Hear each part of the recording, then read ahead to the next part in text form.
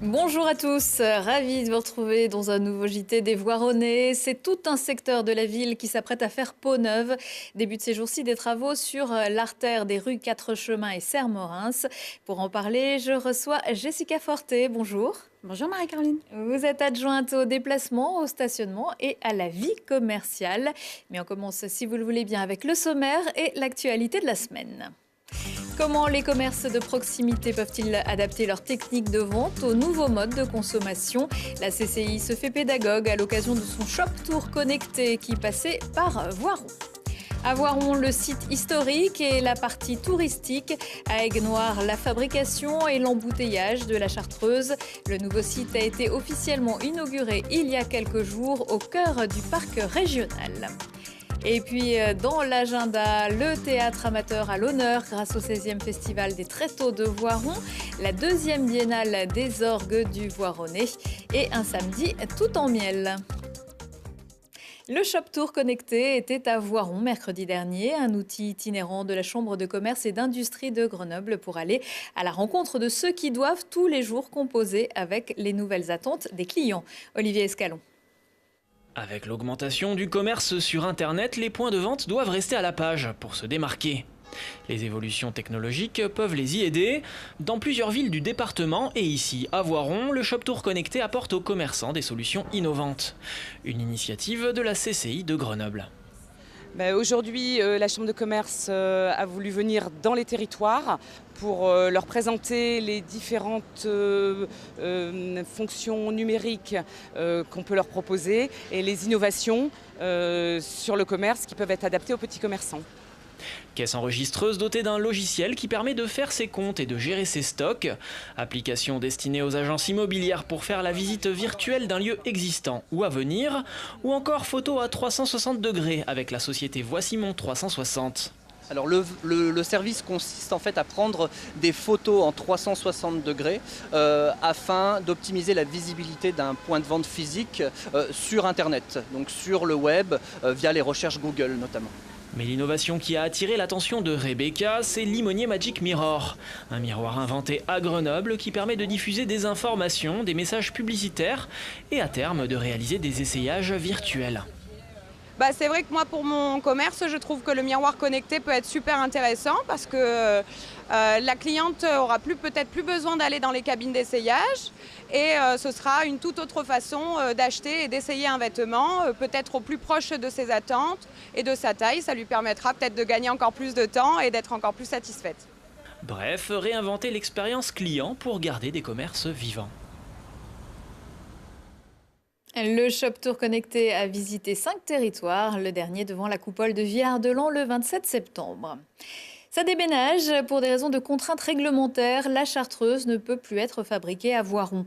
Depuis novembre 2017, les fameuses liqueurs sont produites sur le site d'Aigues-Noires. La 7e distillerie des Chartreux a été inaugurée début septembre et était pour l'occasion exceptionnellement ouverte au public. C'est un reportage d'Olivier Escalon. Éboulement, révolution, persécution, il a toujours fallu des événements graves pour que les pères chartreux déplacent leur distillerie. Mais la 7e, construite à Entre-deux-Guiers à partir de 2016 et inaugurée le 30 août 2018, est la première à être déplacée volontairement en 1000 ans d'histoire de l'ordre. La production a cessé à Voiron au mois de juin 2017, un déménagement rendu nécessaire par le respect de normes de sécurité. Nous n'étions plus du tout capables d'accueillir une telle quantité de liqueurs dans la plus longue cave à liqueurs au monde et à la fois 10 000 visiteurs par an. Ce n'était plus compatible, il fallait séparer en fait la zone de production des liqueurs et la zone touristique. Donc c'est pour cela que notre président Emmanuel Delafont a créé le projet Grand Avenir qui consiste finalement en la création de 2 piliers, à la fois Voiron pour un nouveau site touristique et culturel qui va se développer dans les années à venir, et à la fois Aigues-Noires à Entre-deux-Guiers, le nouveau site de production des liqueurs. Le site d'Aigues-Noires appartient à l'ordre depuis 400 ans. C'est la présence de cette grange construite par les pères à l'époque qui a été déterminante dans le choix du lieu. Une grange qui doit servir de lieu de vie pour le personnel et les pères. Face à elle, le nouveau bâtiment de 17 mètres de haut accueille la distillerie. Sa charpente est en bois de chartreuse et les matériaux ont été choisis pour durer. Les liqueurs produites ici n'arriveront à maturité que dans quelques années. Alors, on a en ce moment 2 activités en parallèle. Il y a toutes les liqueurs qui sont sagement attendent leur temps de vente sur Voiron. Petit à petit, les liqueurs sont commercialisées sur Voiron, donc on ressort de la cave. En ce même temps, les tonneaux qui sont trouvés là vides sont démontés, douelle par des tonneliers qui viennent sur Voiron et ils viennent les replacer ici sur Aigues-Noires, dans la cave. Contrairement aux apparences, la cave d'Aigues-Noires est capable d'accueillir le même volume de liqueur que celle de Voiron en superposant les tonneaux. Un bâtiment pour l'embouteillage sera construit sur le site d'ici 2020, période à laquelle les premières chartreuses produites sur place devraient arriver à maturité.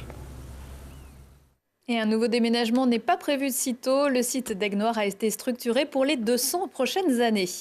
Attention, il ne vous reste plus que quelques jours pour vous inscrire au défi Zéro déchet organisé par le Pays Voironnais. Foyers et commerces, seuls ou en équipe, sont invités à participer pour réduire leurs poubelles d'au moins 25%. La date limite des inscriptions est le 28 septembre. Nager, pédaler, courir, la Sainte Trinité du triathlon a été respectée le week-end dernier sur les bords du lac de Paladru. 703 participants, 150 équipes pour 1,8 km de natation, 83 km de vélo, 17 km de course à pied. Chez les hommes, victoire d'une équipe du club de Corbeil-Essonnes et chez les filles, victoire du club Fontanil Triathlon. 25 jeunes entre 6 et 13 ans ont également participé à un aquathlon, natation et course en équipe. Après une défaite pour leur premier match de la saison en National 1, les basketteuses du PVBC ont renversé la vapeur samedi soir à Brive en s'imposant 48-83. À elle seule, Cassandre Blachon a marqué 17 points. Prochain match le 29 septembre, le PVBC accueillera Orthez. Coup d'envoi à 20h au gymnase Chotard. Première défaite de la saison dimanche dernier pour le SOV, qui plus est à domicile. Pour cette 3e journée de Fédéral 2, les Voironnais ont été pris de court par les leaders de Remilly. Le score 28-34. Repos ce week-end. Voiron a rendez-vous à Annonay le 7 octobre.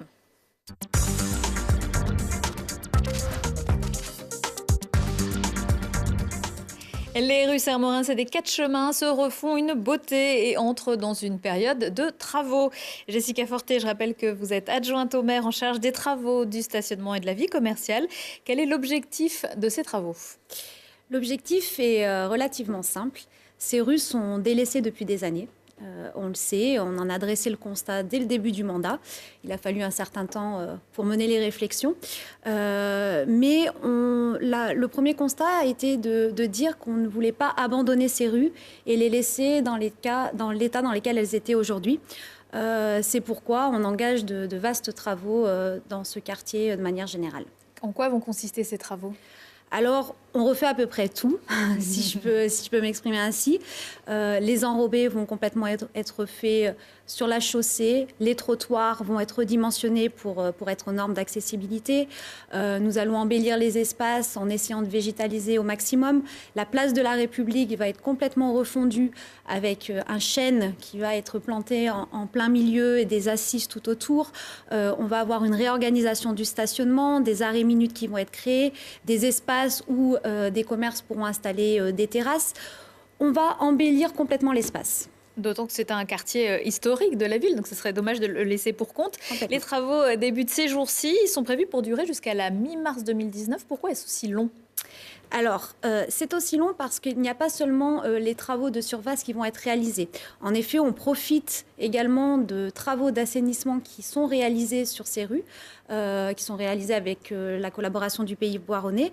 Et il était ridicule de se dire qu'on allait refaire des travaux en surface sans refaire des canalisations qui étaient extrêmement vieilles. Et c'est vrai qu'il serait dommage de devoir recreuser dans des endroits qui ont été refaits. Donc c'est pour ça que les travaux sont si longs, parce qu'il y a également tous les travaux d'assainissement. Quelles mesures seront prises pour tenter de limiter ces nuisances pendant donc ces plusieurs mois ? Alors vous l'avez dit, les travaux vont être longs. On sait très bien que des travaux d'une telle ampleur ne peuvent pas être faits sans nuisance, et on en a bien conscience. C'est pourquoi 7 phases ont été pensées pour éviter de bloquer la rue entièrement pendant des semaines et des semaines. Donc ces 7 phases vont permettre de limiter les nuisances. On s'est rapproché des commerçants un à un pour connaître leurs spécificités et leurs contraintes particulières, notamment je pense aux livraisons. Les cheminements piétons vont être assurés pendant toute la durée des travaux. Les travaux ne commencent pas avant 8 heures et se terminent pour 17 heures pour limiter aussi les impacts pour les riverains.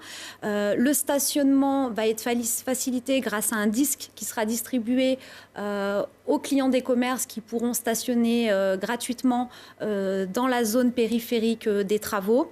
Et on va essayer de tenir des réunions publiques tout au long du chantier pour tenir informés les riverains et les commerçants. Le montant de ces travaux ? Alors, le montant de ces travaux, pour la globalité, donc rue 4 Chemins, place de la République, quartier Sermorin, c'est environ 700 000 euros, un peu moins de 700 000 euros, dont 200 000 euros rien que pour les travaux d'assainissement. Et puis après, on aura la phase sur Saint-Pierre, où là, on sera à peu près à 200 000 euros de travaux. Très bien, merci beaucoup Jessica Forté pour toutes vos explications. On Merci enchaîne avec l'agenda.